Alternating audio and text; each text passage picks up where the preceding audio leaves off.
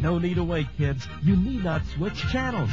Sit back, relax, and join Kuya Bernard in this week's edition of Once Upon a Saint. Yay! Handa na ba kayo mga father? Ibarra Pari Mercado! Yay! Magandang araw po sa inyo, Father Barry. Magandang araw din po sa inyo, Father. At welcome po kayo dito sa aming parokya po ng Our Lady of Mount Carmel sa Sabang Baliwag, Bulacan. Nako, talagang kumpleto ha. At maraming salamat po sa inyong pagbibigay sa amin ng pagkakataon na makapag-shooting dito sa inyong lugar. Ano po? Opo, Father, mauulit po. Ilang taon na po inyong parokya? Buhat po ng itinatag ito po, labing limang taon na po. 15 taon! Opo, at napakaganda po talaga ng inyong altar. Nandoon ka pa lamang sa labas, papasok ka rito, ay talagang napupuno na ako ng grasya ng mahal na Birhen ng Carmelo. Ano po? Opo. At kayo po, ilang taon na rin kayong pari dito? Magtatatlot kalahati na po, Father. Opo. At mga nasisiyahan po talaga yung mga tao pong napapasyal dito. Pero ano po, kumusta naman po ang inyong mga gawain dito para sa pamilya? Meron po kami, Father, unang-una po meron kaming komisyon ng pamilya at buhay.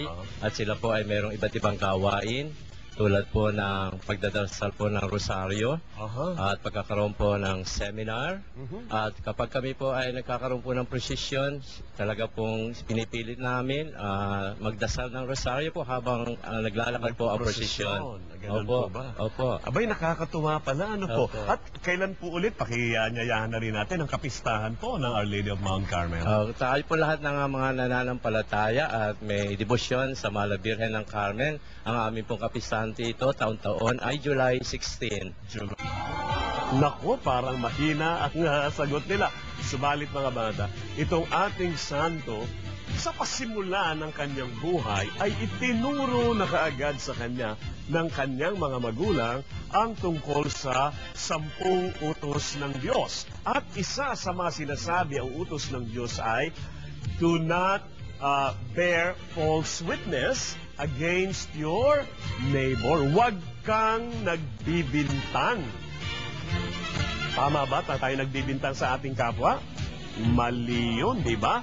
Pero pinakatandaan niya yan.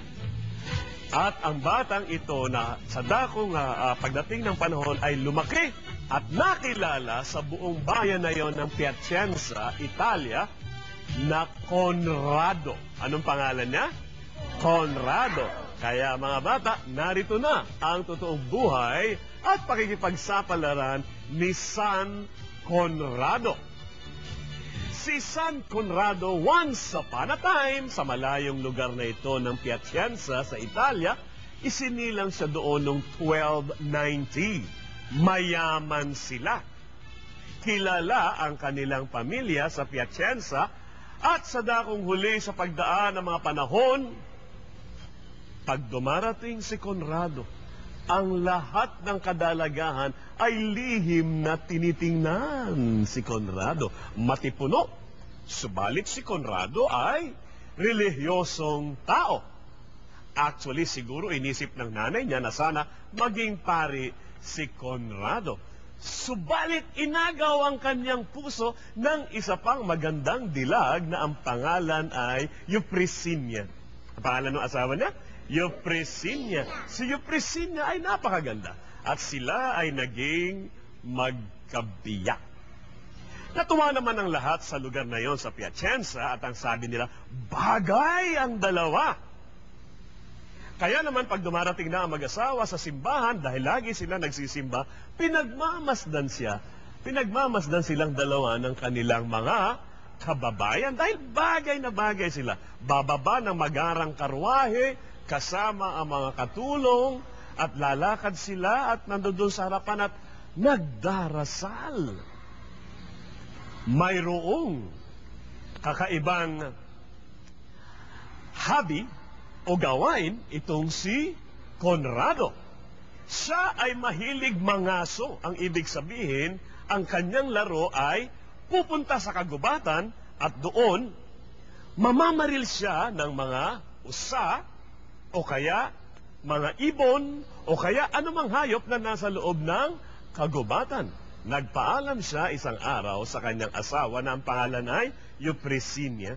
At ang sabi niya, sa araw na ito, isasama ko ang ating mga kawal, ang ating mga alipin, dahil nais kong pumunta sa kagubatan at magsagawa ng pangangaso.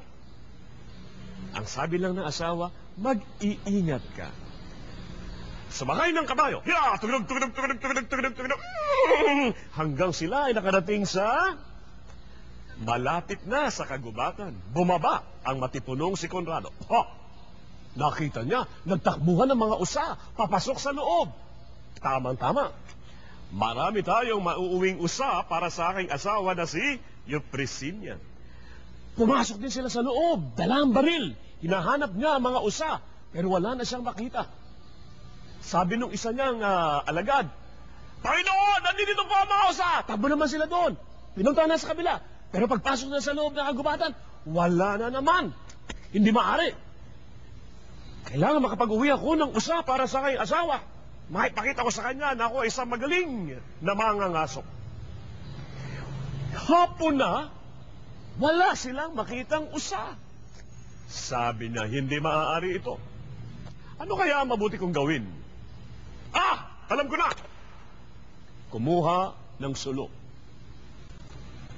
Ang sabi ng alagad, ano pong gagawin ninyo? Para lumabas ang mga usa, sunugin mo doon sa kabila, at sunugin mo dito sa kabila, at dito pa rin sa magkabilang dulo, tiyak na lalabas ang mga usa at aabangan ko sila dito. Gawin kaagad ito. At dahil si Conrado ay Panginoon, kaagad na dinala ng mga tao ang mga sulo at sinindihan doon, sinindihan dito at umapoy. Umapoy, malakas na malakas ang apoy at nagulat sila, lumalakas ang hangin, kumalat yung napakalaking apoy, nasusunog ang kagubatan at nataranta si Conrado, walang lumalabas na usa. Ano kaya ang mangyayari?